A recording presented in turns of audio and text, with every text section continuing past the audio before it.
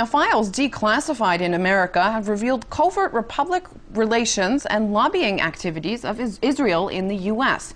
The National Archive made the documents public following a Senate investigation. They suggest Israel has been trying to shape media coverage of issues it regards as important. You can download these files from the website of the Institute for Research on Middle Eastern Policy. And we can now cross to Washington and talk to Grant F. Smith, who is the director of this institute. Thank you for joining us, Mr. Smith. I'd like to begin by asking you, what exactly do these files reveal?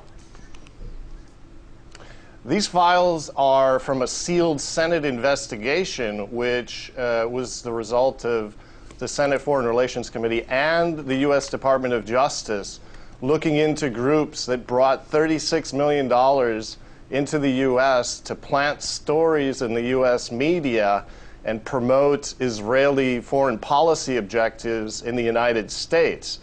They're extremely relevant because they revealed, for example, a vast effort to divert U.S. attention from the Israeli Dimona nuclear weapons facility by saying it was merely a research center. They carefully tracked how that story was playing in the U.S. media. And they also were using outlets such as The Atlantic magazine, funneling $50,000 into that magazine in a major effort to disrupt a U.S. peace proposal, which would have involved bringing some Palestinian refugees and allowing them to return to their homes and properties in Israel. The interesting thing about these... Go ahead.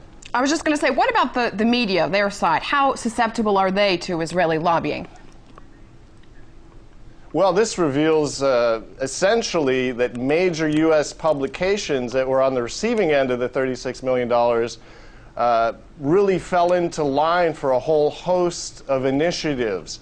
Now, the Senate investigation was a failure, and they essentially heavily censored the Senate transcript and then put all of these extremely damning files into sealed records for years and years so that nobody could really see what was going on. And unfortunately, the groups that were involved in this, that were ultimately forced to register as foreign agents and disclose their activities, they simply transferred all of these activities into a group called the American Israel Public Affairs Committee. So it's extremely enlightening for Americans to see how media influence functions by looking at internal documents from this investigation. Well, it also makes you ask, how much will Americans really see if the U.S. media is so affected by these lobbyists, no? Well, yeah, that's exactly the case, because once again, you know, we're replaying history. Now, instead of trying to divert attention away from nuclear weapons in the Middle East, a magazine, again, The Atlantic, is on the forefront of an AIPAC drive to get the United States to attack Iran's nuclear facilities, again, now under the pretext that they're nuclear weapons sites. So for the United States, it's extremely important for people to see this media influence and the mechanics of it, because over the passage of time, this has only gotten worse. What does this suggest about U.S. policy in the Middle East? Is it being shaped around the interest of Israel as you see it? Well, we've done a lot of work over the years obtaining documents about Israeli policy initiatives in the United States. And the documentary record suggests a heavy influence on the part of Israeli politicians and various parastatal groups that work tightly with Israel without disclosing those relationships.